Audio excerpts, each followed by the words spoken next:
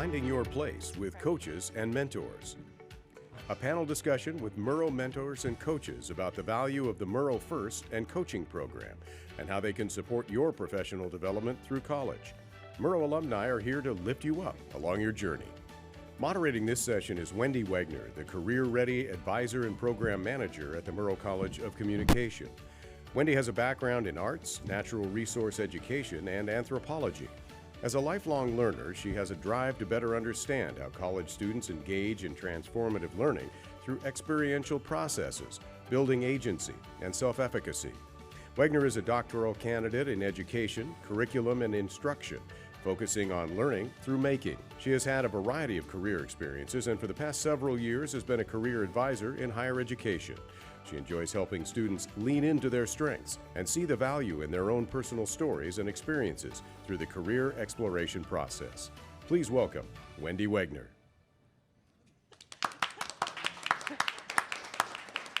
I did not know why they asked us for our bios, and yesterday I moderated another panel that caught me off guard, so that's why I'm giggling. It makes me laugh because I'm like to keep things really simple. So welcome today. I'm really glad that you're here. This is a program that I am very excited about. I am the Career Ready Advisor for Murrow, but I also help manage the Murrow First program as well as our career coaching program, which help our students. We're here to support you in your professional development.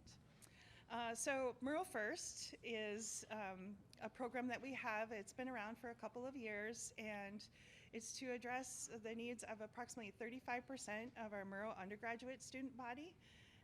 It is made up of first-generation students, and Murrow alumni and professionals are available to meet with first-gen students in one-on-one and ongoing basis through their college and professional development journeys. Students must be a first-gen and need to be admitted to a Murrow major and committed to meet with their mentor regularly. Highly recommend that program.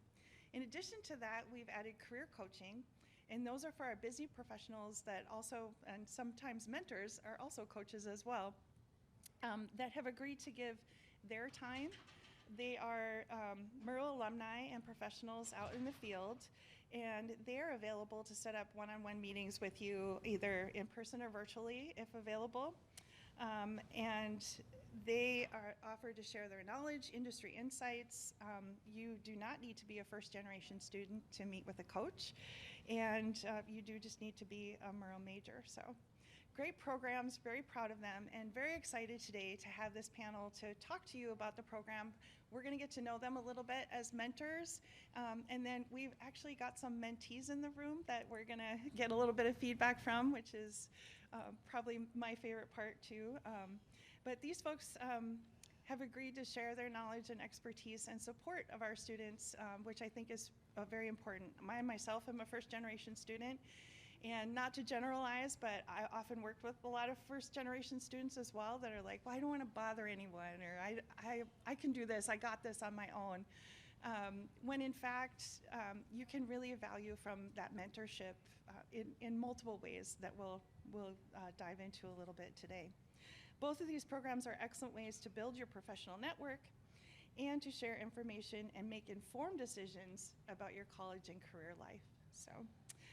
So today, please help me welcome Bob Brunkow, Rick Boyce, Christy Ellefson, Sherry Nebel, and Marcia Steele Hoover. And they're all wonderful mentors and coaches in our program. So rather than me talking about their professional lives, just could you each give us just a little bit of an overview about what your background is, and we have got some more really good questions to ask you too. So let's start with that. Okay. Bob Brunkow here, and I graduated from Murrow in 1968 with an emphasis in advertising. Did a double major in business, and my passion is business, always has been. Was the manager of KUJR and the Evergreen, and spent a lot of time down in Pullman selling a lot of advertising that paid my way through school. So I encourage you to do both those things are a great way to learn about people. And my career was primarily as a CEO of a company in Bellevue, a communication equipment manufacturing company. Did that for about 45 years. Became very active in Seafair, and had a good chance to work with interns and young people trying to figure out what their path and going forward was. So as I retired, I put my energy into mentoring and helping people start businesses on a pro bono basis. And mentoring is a wonderful experience both for the mentee and the mentor. Yeah, true. My name's Rick Boyce. As you all know, I graduated Murrow in 1984, so gosh, coming up on 40 years here pretty quick. Can't believe it. When I left Pullman after 4 years, I still had about 12 credits to pick up. But the way I solved that was by taking a 4-credit internship. So I'm one of those people that took the unpaid but for credit internships at an advertising agency. I moved to San Francisco, and that was my introduction to professional employment in advertising.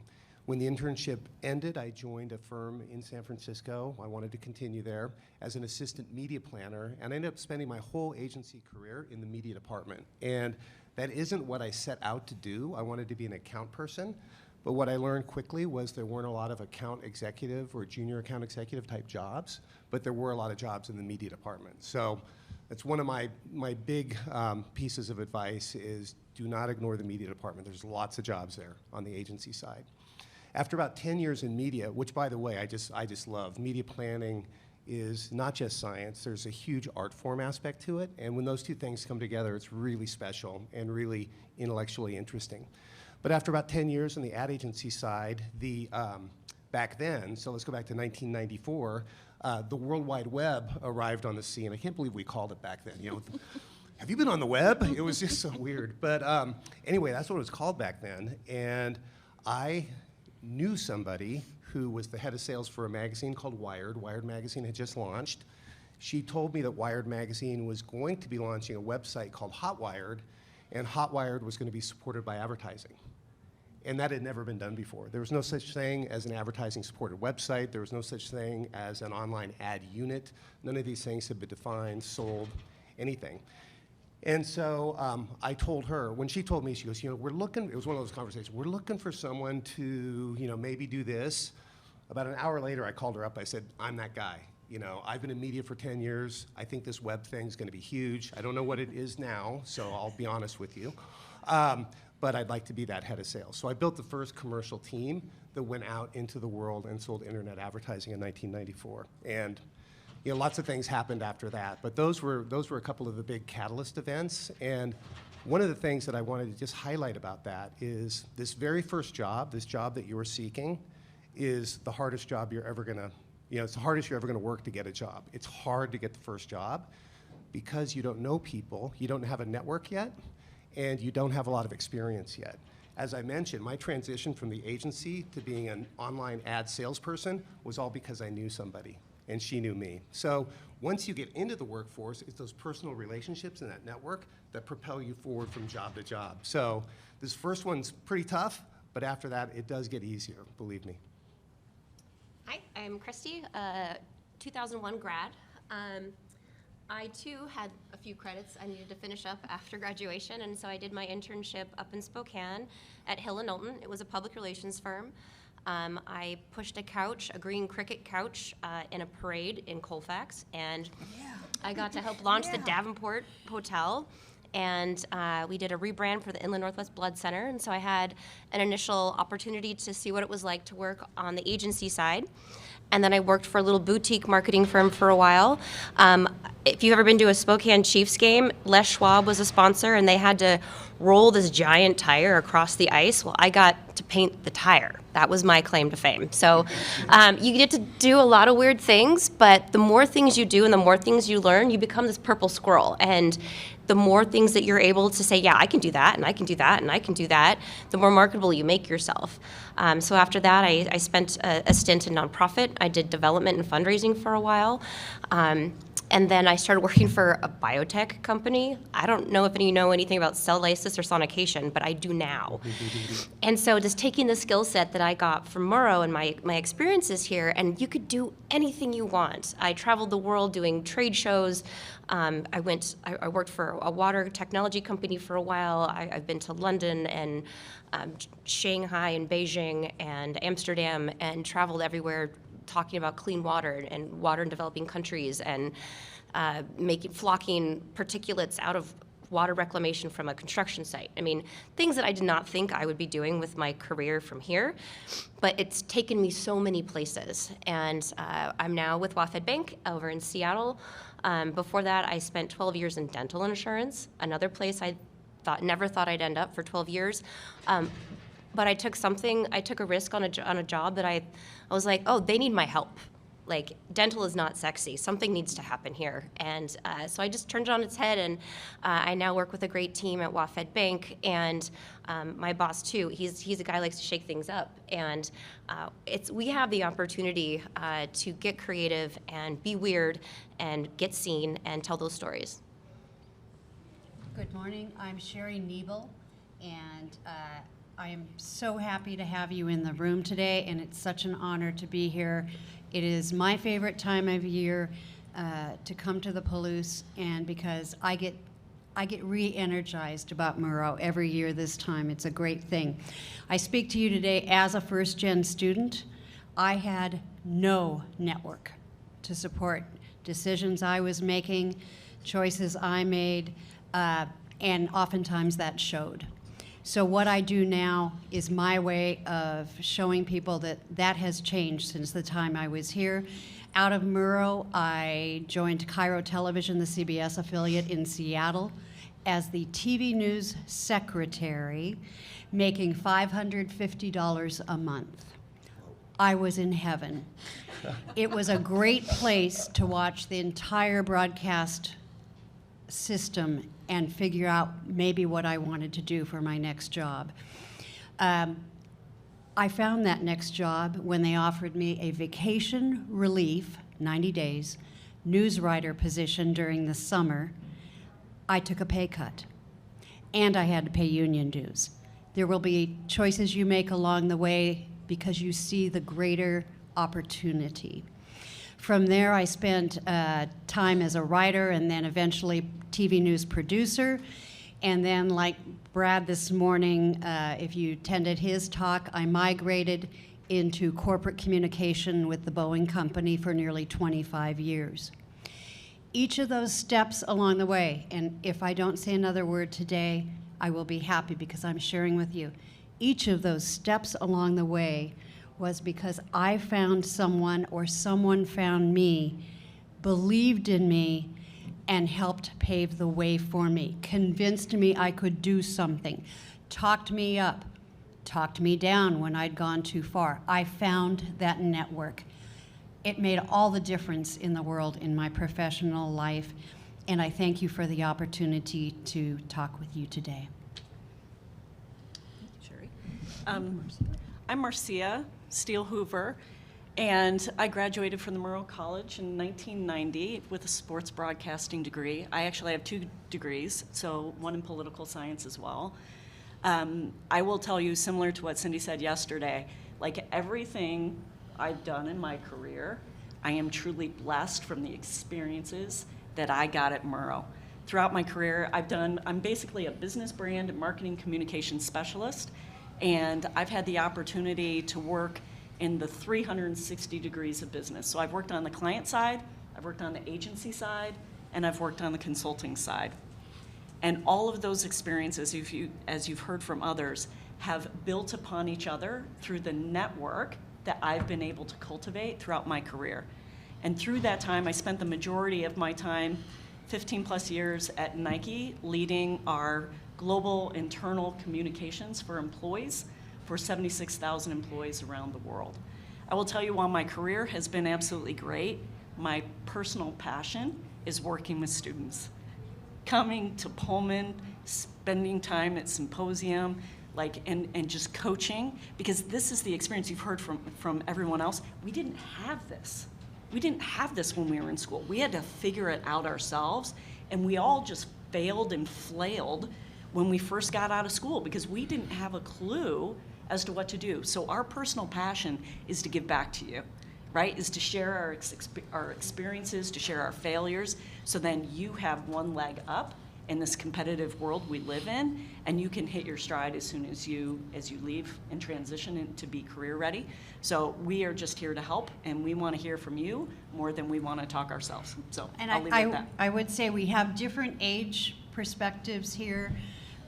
Don't be alarmed if you feel we've been out of school too long to remember what actually happened. But we remember. I will share that the big technology breakthrough while I was in school was erasable typing paper. Do they even know what that is? No. They don't even know what that is. It's Yeah. just, trust me, when you were a print journalism or broadcast major, you didn't have to pull the paper out of the typewriter and start again. You could easily erase the type.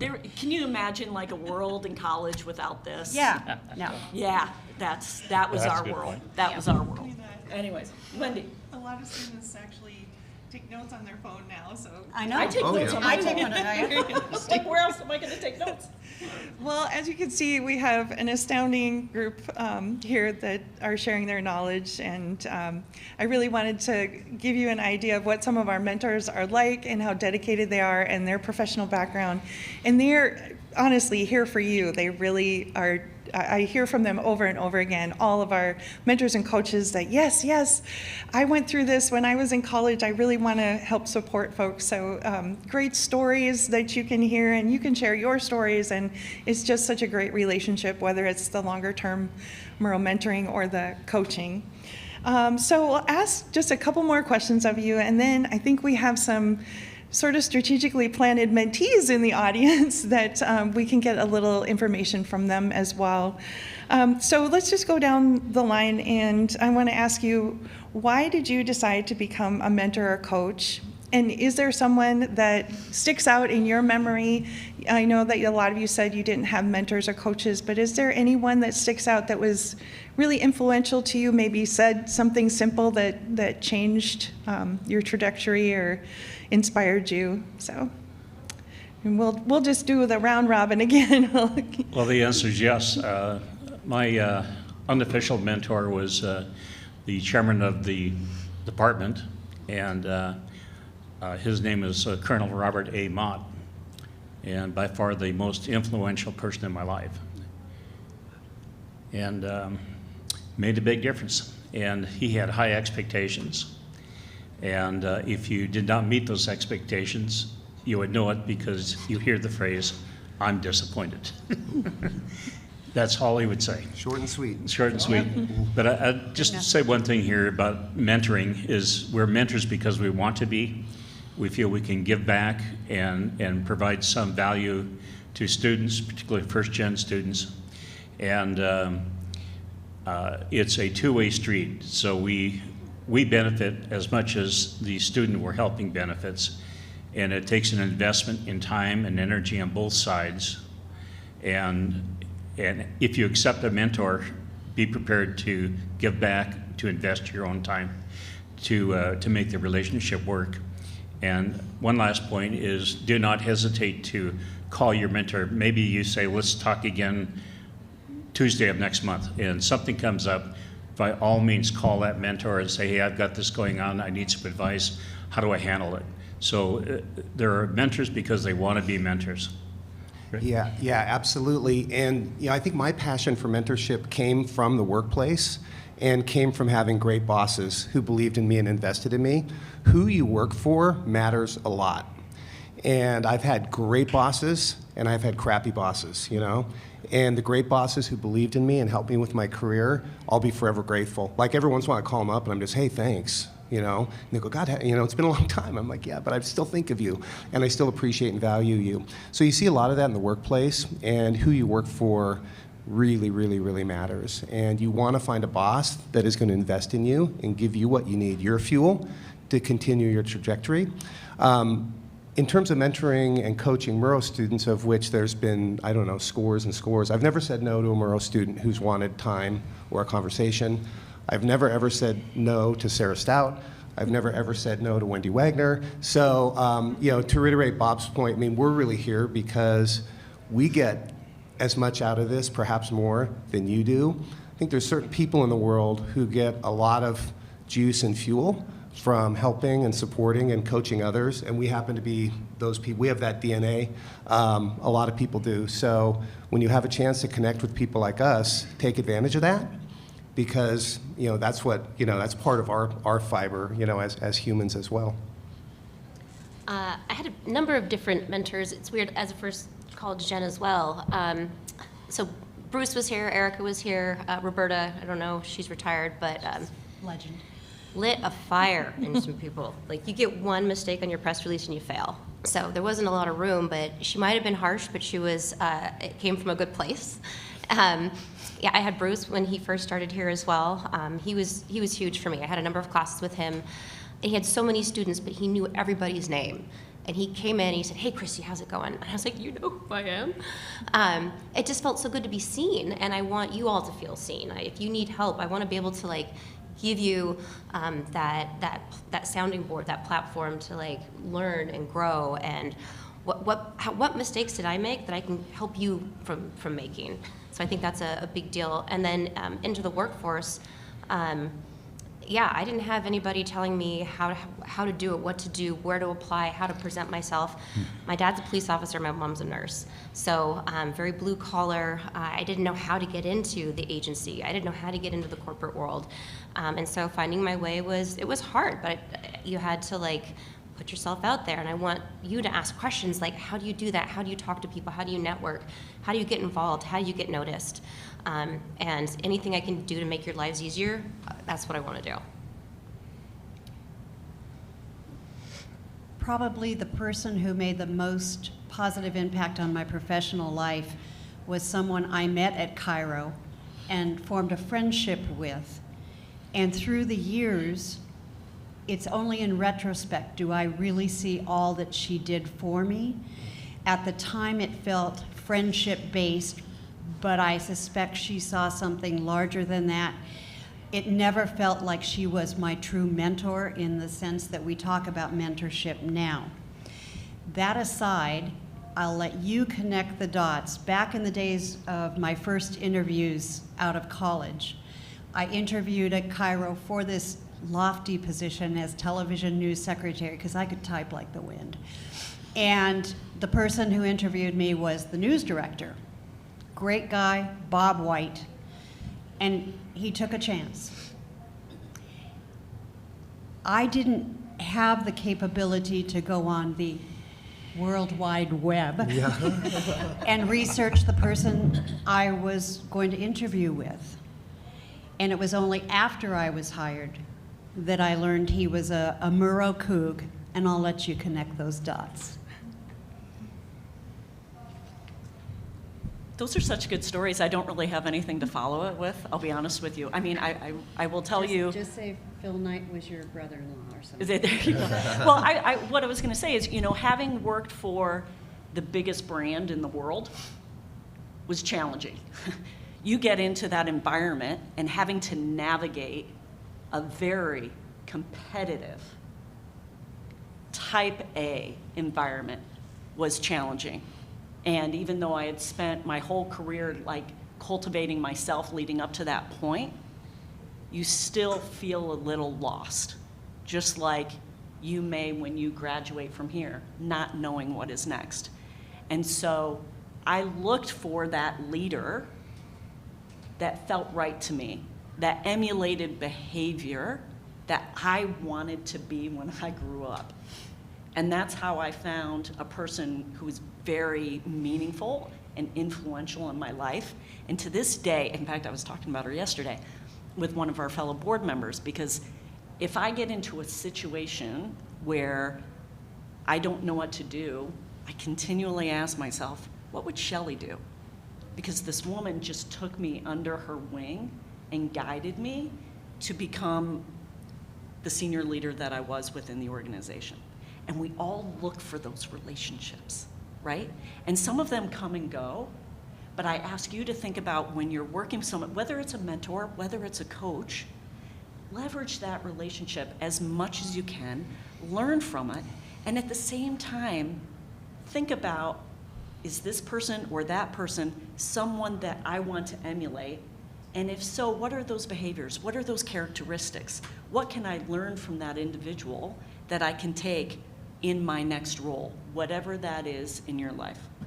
And we're still looking for, I'm still looking for mentors yes, in my yeah. life. I don't ever want to stop Doesn't learning, ever stop. growing, and bettering myself as well. So it doesn't matter how old you get, you're still going to be looking up to someone along the way. And I think that the reality of the world now is, when a couple of us would have graduated from college, it was more likely that you had maybe 2, maybe 3 jobs at the most in your career. Longevity was something that happened. There were reasons to stick within organizations from a financial standpoint.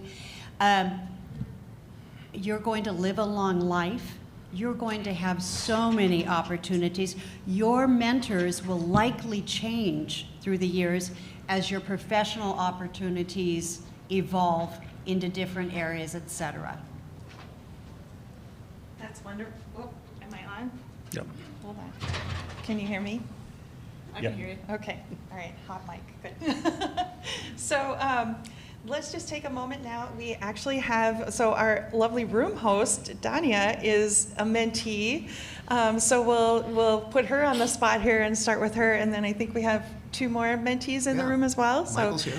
well, can you speak a little bit about your experience getting mentored? I think, I hear a lot of people say, you got to know somebody to get somewhere, and I don't think that means that you have to, your cousin has to be related to the CEO of a company or something. I think you all really illustrate knowing someone because you're essentially expanding your network. You're getting some shared knowledge from some folks that have been there where you are, and then some, and you're also possibly expanding your network through these individuals because they know people as well. So you don't have to come from a particular place or know CEOs and that kind of thing, but the mentoring and coaching program can help you expand and make those connections that I see, and I really appreciate that. But let's hear from some mentees now. So how has your experience been with your mentoring? So I have been in this program for, I believe, more than a year now, I think. I can't remember the exact date, but it's been such a huge help. Actually, my mentor is somebody's mentee from this panel. I believe he's Bob's. I think, well, my mentor is Kevin, and he's great. He's really helped me out a lot. He's the type of person that I can literally email him something for him to revise, and he'll revise it in as soon as he can, within the next within the next day or so. I'm all getting red now. I'm a little shy. No, yeah, I remember when I first got my job here at WSU, I work at the financial aid office, and the first thing that he told me was, do you feel intimidated by anybody there? And I was like, maybe some people, I don't know a lot of stuff. And he was like, well, that's normal. That's normal. And he walked me through some stuff that he has gone through and things like that. And he just calmed me down. And I don't think he remembers that, but that's something that really stuck to me because that helped me just calm myself to this new experience. And now I think I'm pretty good at my job there. Wow. Thank you. Thank you. Can I comment on one thing? So she mentioned a fellow named Kevin, and he became a mentee of mine accidentally. We were at a Merle symposium about 5 or 6 years ago, and we were just sitting together. He was a student, and we got to know each other. And he was asking questions, and I said, I'd like to be your mentor. So this symposium is a great opportunity to meet folks that could be mentors. So it doesn't have to be all official, but having someone who can function as a mentor, who wants to be a mentor, grab it and go with it. Thank you. Yeah, I think all of these folks, chatted with them here and there, and they have taken students off to the side, and you can see them at tables all over out here meeting one-on-one with students. So I encourage you, I'm probably volunteering you, but I encourage you, if you're interested in coaching or mentoring at all, and you see them out and about today or even after this session, please come up, and it's not bothering them at all. That's why they're here. So if you have questions about the program and want to meet with them, please let them know. So yeah, all right, let's pick on some more mentees here. Mindy, are you? All right. Is it okay if I like stand up? I'm like vibrating from the amount of caffeine I've had today. Okay, cool. Walk around. Okay, I'm gonna walk around. I'm not a morning person, so I'm like very heavily caffeinated right now. Okay. All right. Hi, my name's Mindy. That's my mentor over there. I'm gonna try to be like objective and honest with my answers, but I do need to disclose that I'm like the president of the Sherry fan club. I love her to death. She's fantastic. We actually got set up by Sarah Stout. She's fantastic. She reached out to me and she was like, I think you might be interested in having a mentor. I know one who would be like a great pair for you. And I was like, yeah, sure, why not? I don't know what that means. So she set us up, and my first meeting with Sherry, like she's done a lot for me, and I'll go over like all of her highlights, but the very first, I have to go over your highlights. I'm not gonna stand up here and like insult you. Anyway, she's got a lot of highlights. I've never seen like a downside to her. Again, president of her fan club. So, like the first thing that I noticed about her, and the reason that I knew like I wanted to keep her as my mentor and that it was gonna be a beneficial relationship, was like, I have a very outspoken personality, and she very much matched my energy in that first meeting. I was like, wow, I can go through my life and be successful like her, and I don't have to like tamper down like the way that, I mean, not like the way that I act, but like, you get it. Anyway, so she's like helped me in kind of in like a voice of reason, because we talked through like the different ways in which she could help me and where I would benefit the most, and we decided it's kind of on like support. She like acts as my voice of reason, and she talks me down when I'm absolutely about to make a terrible decision. I'll like send her an email like, should I withdraw from this class? I'm like kind of failing it. And she's like, well, can you pass it? And I'm like, well, no. And she's like, you need to. Anyway, should I admit to failing my classes up here? Okay. Okay, it's a safe space. Okay, yeah, I failed a few. Like when you were talking about like taking notes on your smartphone, I was like, yeah, if I didn't have one, I definitely would have failed more classes by now. Anyway, so yeah, she acts as my voice of reason. She gives me support where I need it. I'm currently looking for jobs because I'm graduating this semester, and she's been helping me with like writing resumes and cover letters and looking at like, what do I want to do? Like, what is the path that I want to take? What kind of skills do I have and how can I leverage those? Working on me with my brevity for interviews. Thank you. Okay. Is that a sign? Should I cut this off? Okay. She's fantastic. There's more. I can go on and on. I will go on and on, but we're Can I follow up with one item Yes, on this? you certainly can. I would come to the symposium every year and do some one-on-one coaching, whether it was redesigning or looking at content improvement to resumes and that sort of thing. This man we have to thank for really putting some of the parameters around mentoring, really focusing on deliverables, having mutual agreement on what we're going to work on together and what are the outcomes.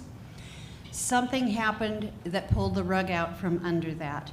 3 years ago with COVID, kids were not going to class, and I will say the mentoring and coaching that I've been involved in since then, and I don't know how the others, has backed away a little bit from the deliverables and focused more on how are you doing? I'm not a therapist, but I can do this.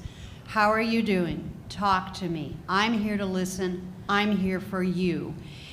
And Mindy's response and the response I've received from other mentees, I think the time was right for that. I'd like to see it build on that again back to, okay, by this date, we're gonna have the LinkedIn up, you know, that sort of thing.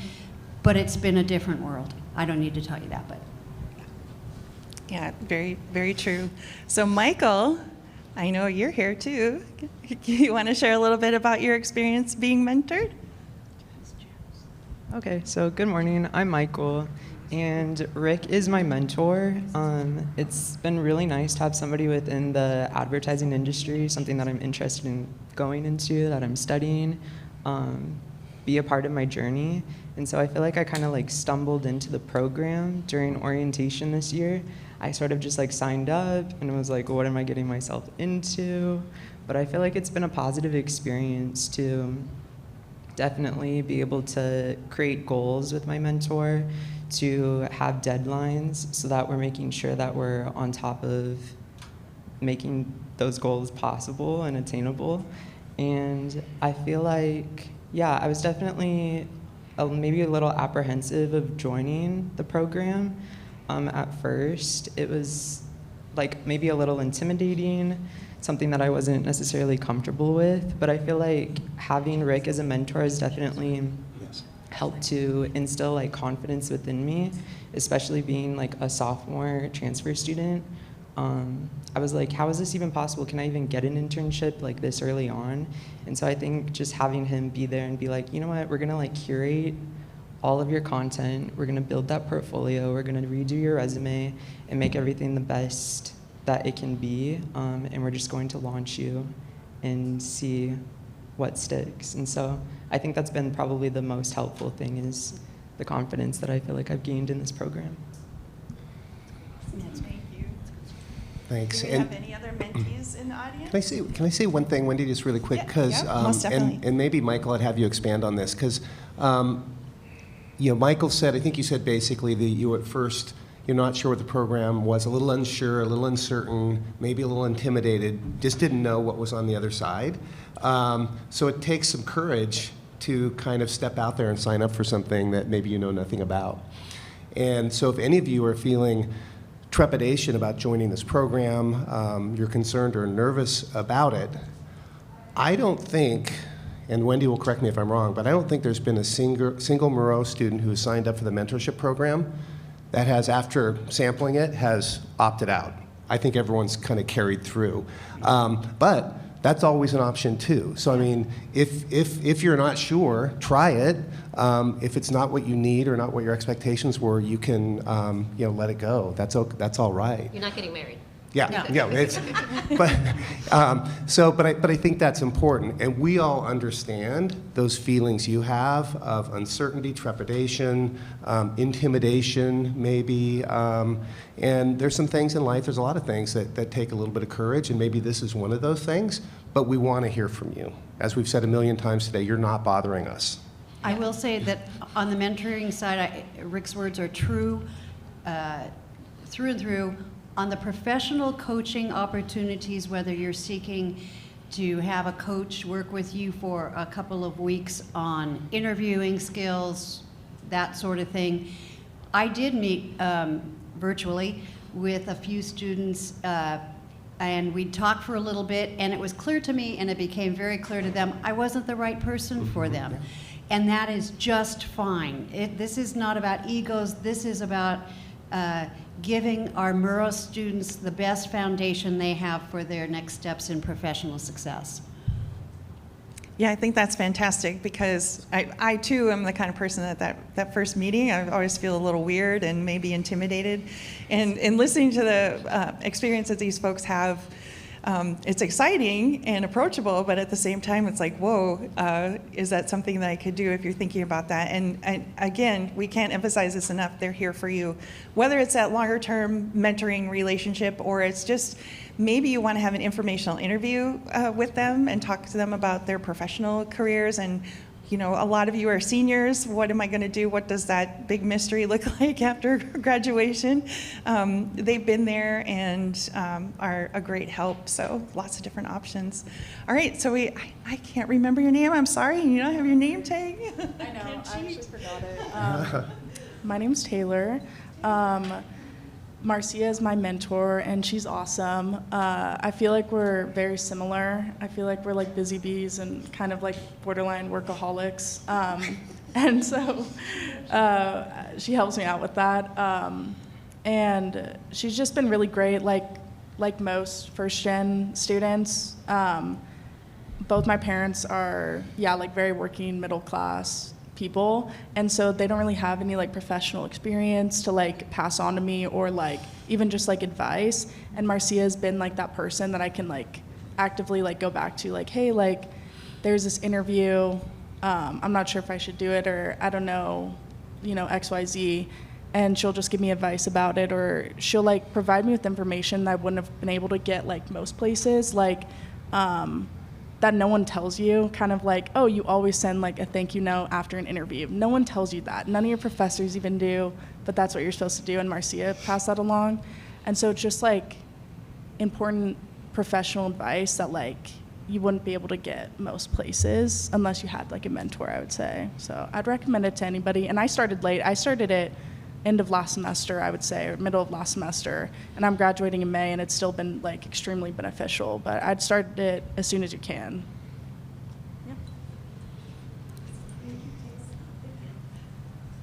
All right. Does anyone in our audience have any questions about our program, or burning questions you want to ask any of our wonderful panelists today? Oh, awesome. All right. Hello, my name is Gabriel. I had a question because my biggest worry when it comes to trying to find somebody that can kind of help me pursue what I'm trying to pursue is that the best I've been able to find is people who have adjacent experience.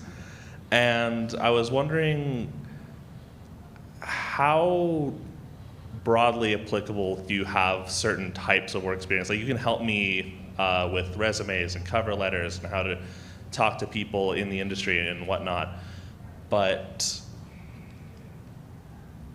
if it's translatable skills that we're talking about into something that you perhaps don't have all of the experience in, how confident are you that you'll be able to help with that? You have my curiosity piqued. What do you want to do? I am trying my best to break into the esports industry, actually. Oh, okay. Yeah.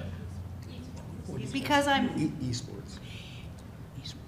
outspoken, I'm going to speak for the rest of the panelists I think we're all on LinkedIn. I have never said no to a Coug, especially a Murrow Coug, who finds me and says, can I join your network? And I think there's a pretty powerful global network here. Mine the heck out of it. You have my permission, okay? All right, On sounds good. esports, can't help you. And I think, so note too, there are a couple things. One, and Wendy and the team and Sarah do this. When we think about the Murrow First program or actual mentorships, they do an incredible job of that initial pairing, right? So to try to find a mentor and a mentee that kind of can match, and they do their best based on the information they have. So if you were part of that program, they would do the best to try to find not an adjacency, but somebody who has a background and experience in esports to match you. That said, if it's not a mentorship program, you know, that one-on-one dedicated program, it's more of a coaching opportunity. We all recognize and acknowledge as mentors that we don't know everything. And so if you were to join an online virtual e-coaching an online virtual coaching session that Wendy has planned, for example, the April 17 and 18. If you haven't done it, sign up. That's my plug. If we were in a room together and I'd be like, I don't know anything about esports, but I know these 3 people. I'm going to give you their names, and we're going to do an introduction, and that's going to be your conduit to go find those people. Because I'm not going to talk about something that I don't know about, but our networks are large enough and the staff knows how to make those connections in a way that are going to be valuable for you. Right, thank you so much. We're like 3 degrees of Kevin Bacon. There's a Coug out there who knows a Coug, who knows someone who might not be a Coug, but they know people. Yep. Very true. So they could triage, and then we could get you to some specialist. And just out of curiosity, do you want to be on the technical side, the marketing side, sales? What's in your head? I want to be both in front of the camera and behind it. Got it. I don't care which, but I can do both and have done both Okay. for about 4 or 5 years. Okay. Awesome. Do we have any other questions? Hello, my name is Carlos, and my question for all of you is, what was the biggest mental challenge that you all had to go through coming out of college, and how did you overcome that? And what advice would you give for current seniors that are about to go out to college and have those mental struggles? I guess my initial one is I have a hard time asking for help. And that's, a lot of people have that. Like, you don't want to look stupid, you don't want to look inferior, you don't want to look scared. But my personal philosophy when I came out of college was no asky, no giddy. If you don't ask for it, no one's going to give it to you. You're going to have to go out there, put yourself out there and ask for help. It doesn't mean you're weak. It doesn't mean you don't know how, it means, hey, I want to be a better person. I want to be curious. I want to learn new things that I don't know how to do. And that's how you put yourself out there. So it's just no asky, no giddy. If you don't ask for it, no one's just going to give it to you. I'd suggest along the same lines that you don't hesitate to ask for the order, ask for the job, and communicate forthrightly what your real interests are. I'm looking for a career path that will lead me to. You may not start there, but you're honest that you're looking for a career path that's going to take you this direction. And I also would suggest be flexible. The first job you get is not your last job. And do that first job, no matter what it is, extraordinarily well and exceed the requirements. Whatever you're asked to do, finish that by noon and then say, what else can I do for the balance of the day? But that gets you to the second and the third job that get you closer to your long-term goals. You find a company that needs somebody and you go out there and say, this is why you need me. This is the skill set that I'm going to bring, and this is why I'm a valuable person to have on your team and how I can get you there. Rick mentioned earlier that you will most likely in your career and numerous jobs that you will have superb bosses, and you will have people who should be on America's Most Wanted. That was to answer your question. Within my first job, not as the TV news secretary, but as I progressed to news producer, I had a news director who came up to the control booth during a news broadcast and pushed me against the wall. Those incidents do not happen often, but my memory of it is clear, and I will say it's resilience following activities like that that will help make you the better person.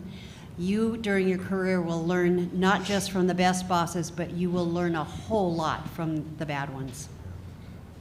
I think that you, in addition to that, you're going to hear a lot of no. When you graduate, you're going to get a lot of no. And when you're networking today, you might get a lot of no, right? You're trying to connect with people, and you're not hearing back, or you send in your resume, you don't hear back, or you hear back a no. And that can weigh on your confidence, and it can make you second guess your abilities. And what I will tell you is, it's very easy for me to tell you this, and it's different for you to experience it, but don't let that get the best of you. Don't let that weigh you down in your abilities. And the reason I say that is it goes back to the Murrow College. You likely have so much experience that you don't even realize you have because of the opportunities this college has given to you. And don't let someone tell you that you don't have that experience. It's hard when they say, oh, you need 3 to 5 years of experience to get this job, but how do you get the experience if you don't have it, right? It's that chicken and egg, and that weighs on your confidence. Well, go back and think about all the things that you have done while you have been in the Murrow College, whether it be Cougar, Cable 8, backpack journalism, all of those opportunities. That's experience. Take it, internalize it, and take that no that you get, be resilient, and say, you know something? I can do this, and I'm going to push through, and it's hard, and it's mentally challenging, but I promise you, continue to push through, because you get that one yes, all it takes is that one yes. May not be the yes you even want, but that is going to give you the motivation and the inspiration to keep going. And just think about that end goal of getting that one yes, even though it may take 100 no's to get there. Yeah. I think that. If I could add one more thing. One more thing. When you do have the no, it often is a matter of timing. Maybe that company would like to have you, but they don't have the position that matches you. And so along with that is to make sure that you resubmit your updated resume. And on your resume, you have an as-of date so they know it's a fresh resume. And by all means, make sure your email is not a .edu email, very critical. And that whatever cell phone number you have, don't change it. Because someone may 6 months later say, I remember that, I think this slot would work for that person. So don't hesitate to resubmit your updated resume, and don't hesitate to ask again. Because so often the no is a result of timing, not you, and don't personalize it. I'm still rocking my Hotmail account, so. Which is really hard to do because that rejection can be like, oh, they don't like me, but there are a lot of multiple reasons. And even more reason to have one of these wonderful folks here who gave up their time and their knowledge today. And again, I encourage you to connect with them while we're still here at Symposium and potentially afterwards if you're interested in getting to know them a little bit better. You know, Wendy, can I add on? I just want to say on that, a couple of us have to hop out and get to Pullman International to fly home.